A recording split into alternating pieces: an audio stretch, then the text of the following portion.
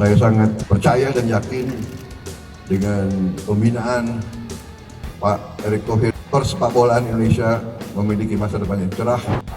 경기 결과는 사실 실망스럽지만 우리 선수들은 너무 열심히 해줬고 경기 내용은 생각보다 잘해줘서 괜찮다 그렇게 생각하고 있고 분명히 오늘 경기에서 우리 수비진들의 보이지 않는 미스테이크 3개나 하면서 사실 실점을 3골은 그냥 우리가 헌납했다고 생각하고 있지 적어졌는데 실질적으로 이제 우리가 모든 경기에 좀 밀릴 수 있는 부분은 많이 생기지만 기회가 왔을 때 골 넣을 수 있는 Semoga STY ini bisa melihat, mengevaluasi semua pertandingan termasuk melawan Iran. Memang sekali lagi banyak mengatakan ini kan uji coba, Bong. Betul, ini hanya uji coba. Tapi dari sini kan kita bisa ada gambaran sejauh mana kekuatan kita untuk menghadapi Irak. Karena dengan formasi ini pasti akan ditampilkan lagi melawan Irak. Tidak ada lagi nama-nama yang lebih dari starting 11 yang ditampilkan oleh STY. Ya, dalam pertandingan kedua melawan Libya kita kalah dengan 2-1 dan kalah dengan 5-0 melawan Iran. Karena nama-nama seperti Rizky Ridho, Hernando Ari, Elkan Bagot, Jordi Amat, Ivar Yaner, Justin Hubner, ya, mungkin saja Yakob Sayuri yang akan ditampilkan. Dan kalau Sain Patinama sudah ada, mungkin dia bisa dimainkan. Cuma itu mungkin menggantikan Pratama Arhan, atau ada pergantian dengan Witan ditarik keluar, tapi Rafael Struijk masih ada di depan, Marcelino juga masih akan dipertahankan. Artinya 90% pemain ini yang kalah melawan Libya dan kalah melawan Iran pasti ditampilkan lagi melawan Irak di laga pertama. Makanya harus ada solusi yang terbaik bagi STY. Semoga kita bisa tampil lebih baik lagi di laga resmi, karena ini yang menentukan. Semua akan menunggu ini melawan Irak. Jadi sekali lagi, kita menang aman atau imbang saja cukup buat kita untuk menunggu pertandingan melawan Vietnam. Tapi kalau kita tumbang, kalah, bahkan mungkin lebih dari 2 gol, selesai perjalanan kita. Dan memang Iran bukanlah lawan yang ringan. Iran adalah lawan yang kuat. Ya, mungkin juga lebih kuat daripada Irak ya, karena memang Iran ini dipenuhi oleh pemain-pemain syarat berpengalaman. Jadi mereka punya tim yang memang sudah matang. Bahkan usia rataan dari starting lineup mereka itu adalah 27 tahun. 27 tahun plus lah ya. Jadi memang ini adalah tim yang matang. Jadi ini adalah uji coba yang memang akan sangat bermanfaat bagi para pemain dari Timnas Indonesia dan tentunya bagi Shin Tae-yong. Agar dia juga bisa menyiapkan rencana permainan yang kurang lebih nanti mirip yang akan dia pakai untuk di pertandingan lawan Irak. Terus apa yang sebetulnya dicari oleh Shin Tae-yong di laga uji coba terakhir ini? Saya nggak yakin yang dicari adalah kemenangan, enggak. Tapi saya yakin yang dicari adalah chemistry building di antara para pemain. Karena dalam 2 laga uji coba sebelum lawan Libya, ya di first match memang nggak ada chemistry. Di second match lumayan chemistry-nya, tapi the problem is end passing. Betul kan teman-teman? End passing ini yang sering gagal, yang jarang sukses. Kalau end passing ini sering gagal, jarang sukses, ya gimana caranya bisa menciptakan banyak peluang yang berbahaya dan tentunya dengan harapan bisa mencetak gol. Dan kadang-kadang sudah ada peluang pun kan dari Justin Hubner, ternyata nggak bisa melakukan finishing karena memang kiper dari Libya lagi bagus.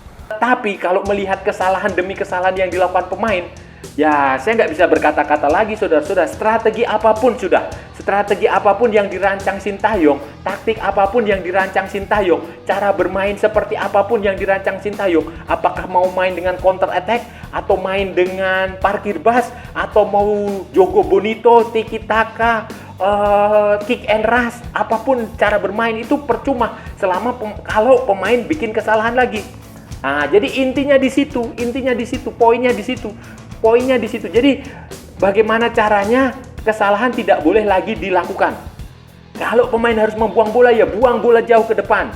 Kalau pemain harus mengumpan, ya umpan dengan mantap, dengan yakin. Kalau pemain mau menendang ke gawang, ya tendang ke gawang. Kalau mau back pass, ya back pass dengan serius, dengan sungguh-sungguh. Dilihat lawannya, posisinya di mana, dilihat rekannya.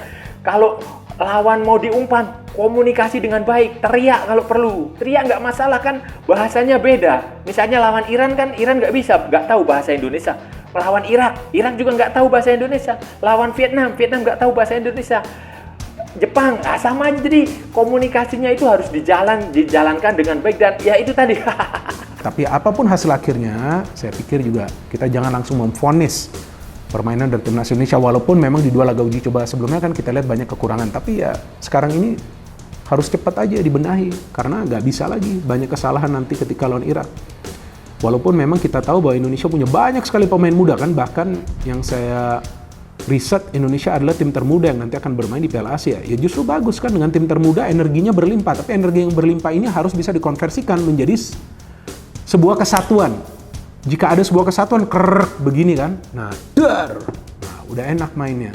Jadi tim manapun akan bisa dipersulit, dan tentunya timnas Indonesia akan bisa mendapatkan hasil akhir yang positif.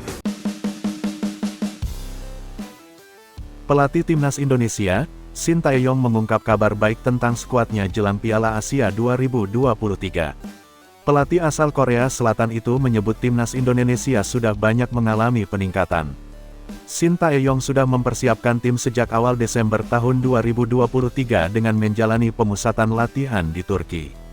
Bersamaan dengan TC itu, skuad Garuda juga dibekali 3 laga uji coba. Hasilnya mengecewakan, 3 kekalahan dari 3 laga. Indonesia 2 kali dikalahkan Libya yakni 4-0 dan 2-1.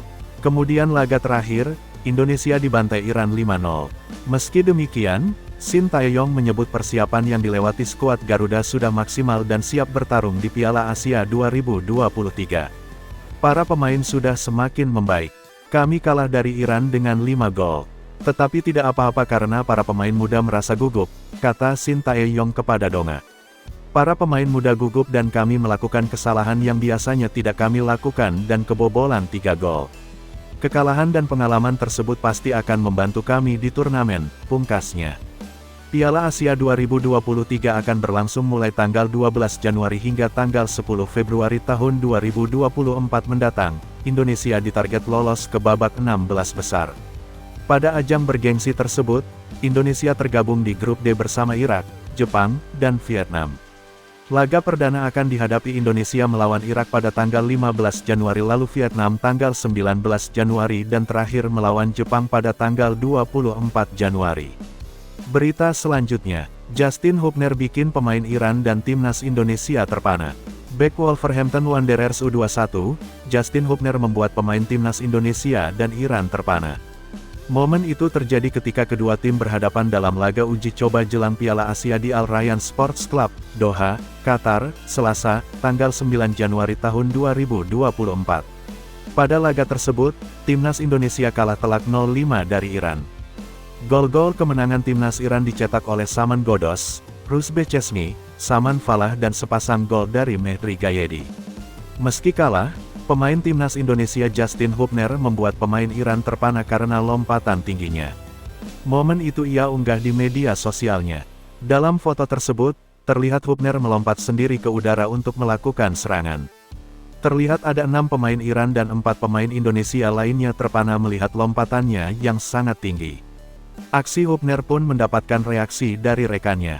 Struijk dan Ivar Jenner kompak memanggil Hubner dengan sebutan "snack". Aksi Hubner akan kembali dibutuhkan timnas Indonesia di Piala Asia.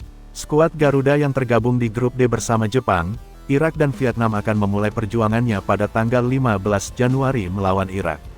Sementara itu pelatih Sintayong angkat bicara soal posisi timnas Indonesia di ranking FIFA. Menurutnya hal tersebut meringankan beban di ajang Piala Asia 2023. Diketahui, Indonesia berada di ranking 146 per Desember tahun 2023. Dengan posisi 146, Indonesia merupakan tim kedua yang memiliki ranking FIFA terendah dari 24. Di Piala Asia 2023, Indonesia akan berhadapan dengan Irak, Vietnam, dan Jepang. Diketahui, Indonesia berada di grup D dengan Jepang di ranking ke-17, Irak ke-63, dan Vietnam ke-94. Menurut Sintayong, ranking FIFA tak menjadi patokan kekuatan. Ia mencontohkan saat Indonesia berhasil unggul melawan tim yang rankingnya di atas mereka. Tujuannya adalah babak 16 besar. Jika lolos ke babak 16 besar, kami akan fokus melaku ke perempat final. Saya berencana untuk mempersiapkan kompetisi ini dengan mengambil langkah demi langkah, kata Sintayong mengutip dari media Korea Selatan, Donga pada Sabtu, tanggal 13 Januari tahun 2024. Saya tidak khawatir tentang peringkat FIFA. Sebaliknya peringkat yang lebih rendah meringankan beban saya dan para pemain, sambungnya. Ia juga mengaku telah berbicara dengan anak didiknya mengenai ranking. Shin Tae-yong kembali menegaskan agar tak terpengaruh akan peringkat FIFA. Saya juga mengatakan kepada para pemain, peringkat FIFA hanyalah angka. Saya rasa kekuatan Indonesia tidak serendah itu. Saya selalu mendorong para pemain untuk percaya pada diri sendiri dan tidak takut melakukan kesalahan. Jelasnya, selanjutnya timnas Indonesia akan berhadapan dengan Irak yang akan digelar di Stadion Ahmad bin Ali pada Senin, tanggal 15 Januari tahun 2024.